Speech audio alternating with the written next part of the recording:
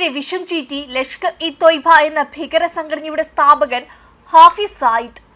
India പൊള്ളയായ ഭീഷണികൾ മാത്രമാണ് പുറപ്പെടുവിപ്പിക്കുന്നത്, ഇന്ത്യയെ ഭയപ്പെടേണ്ടതില്ല, അടുത്ത 50 വർഷത്തേക്ക് ഇന്ത്യ ആക്രമിക്കാൻ ധൈര്യപ്പെടില്ല എന്നാണ് സായിദിന്റെ പ്രസ്താവന. എന്നാൽ ഇന്ത്യയെ എത്രത്തോളം പാകിസ്ഥാൻ ഭയപ്പെടുന്നു എന്നതിന്റെ തെളിവ് കൂടിയാണ് ഈ വാക്കുകൾ. ഓപ്പറേഷൻ സിന്ദൂറിൽ ഇന്ത്യയുടെ ശക്തി അറിഞ്ഞ പാകിസ്ഥാന് ഇന്ത്യക്കെതിരെ ഒരു ചെറുവിരൽ അനക്കാൻ ധൈര്യമില്ല എന്നതാണ് സത്യം. ഓപ്പറേഷൻ സിന്ദൂറിന്റെ തുടർച്ചയെക്കുറിച്ചുള്ള ഇന്ത്യയുടെ പ്രഖ്യാപനത്തെ ഭീകരൻ പാടെ അവഗണിച്ചു.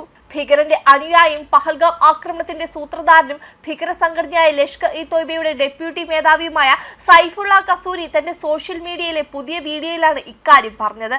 ഇന്ത്യ പൊള്ളയായ ഭീഷണികൾ മാത്രമാണ് പുറപ്പെടുവിക്കുന്നത്, ഇന്ത്യയെ ഭയപ്പെടേണ്ടതില്ലെന്നും അടുത്ത 50 വർഷത്തേക്ക് ഇന്ത്യ ആക്രമിക്കാൻ ധൈര്യപ്പെടില്ലെന്ന് ഹാഫിസ് സയ്യിദ് പറഞ്ഞതായി കസൂരി പറഞ്ഞു. ഈ വീഡിയോയിൽ സൈഫുള്ള കസൂരി ഇന്ത്യക്കെതിരെ വിഷം വമിച്ചു.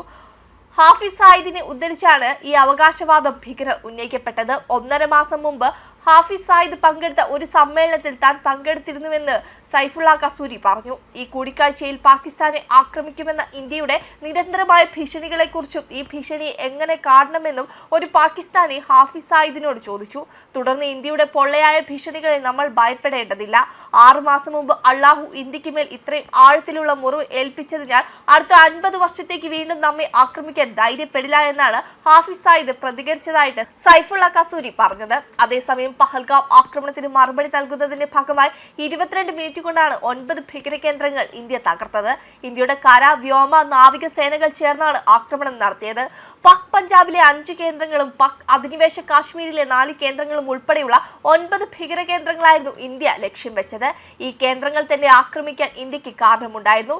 ഇന്ത്യൻ മണ്ണിൽ നടന്ന പല ഭീകരാക്രമണങ്ങൾക്ക് പിന്നിലും പ്രവർത്തിച്ച സംഘടനകളുടെ എല്ലാം വേരുകൾ ഇവിടങ്ങളിൽ ഉണ്ടായിരുന്നു. മെയ് 7 നടപ്പിലാക്കിയ ഓപ്പറേഷൻ സിന്ദൂറിൽ 170 ഭീകരരെ വധിക്കാൻ ഇന്ത്യക്ക് കഴിഞ്ഞിരുന്നു.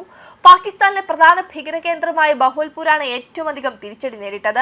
സായുധ സേനയുടെ ഈ ചരിത്ര നിമിഷം അടയാളപ്പെടുത്താൻ ഇന്ത്യൻ യുദ്ധവിമാനങ്ങളുടെ കോക്പീറ്റിൽ പെൺപുലികളായ പൈലറ്റുമാരും ഉണ്ടായിരുന്നു. സ്ത്രീകളുടെ സിന്ദൂരം മായ്ച്ച ഭീകരർക്ക് മറുപടി നൽകാൻ ഇന്ത്യയുടെ കരുത്തരായ സ്ത്രീകളും രംഗത്തിറങ്ങിയിരുന്നു. ഇന്ത്യൻ സ്ത്രീകളുടെ സിന്ദൂരം മായ്ച്ചതിനെ ഇന്ത്യ പകരം ചോദിച്ചിരിക്കുന്നു എന്ന വാർത്ത ലോകത്തോട് വിളിച്ചു പറയാൻ രാജ്യം നിയോഗിച്ചത് 2 സ്ത്രീകളെ തന്നെയായിരുന്നു. Colonel Sofiya Qureshi, wing commander Vyomika Singh. ഈ പേരുകൾ ഇനി ഇന്ത്യക്കാർക്ക് സുപരിചിതമാണ്. ഇന്ത്യയുടെ സായുധ പോരാട്ടത്തിൽ 42 പാകിസ്ഥാൻ സൈനികർ കൊല്ലപ്പെട്ടു. ഇന്ത്യക്ക് നഷ്ടമായത് 7 ജവാന്മാരെയായിരുന്നു. സ്ത്രീകളുടെ കണ്ണീർ തുടയ്ക്കാൻ സ്ത്രീകളെ തന്നെ കളത്തിലിറക്കിയാണ് ഇന്ത്യ മറുപടി നൽകിയത്. സാധാരണയിലധികം വനിതാ പൈലറ്റുമാർ ഓപ്പറേഷൻ സിന്ദൂറിൽ പങ്കെടുത്തതായി റിപ്പോർട്ടുകൾ വ്യക്തമാക്കുന്നുണ്ട്. വെബ് ഡെസ്ക് കർമ്മ ന്യൂസ്.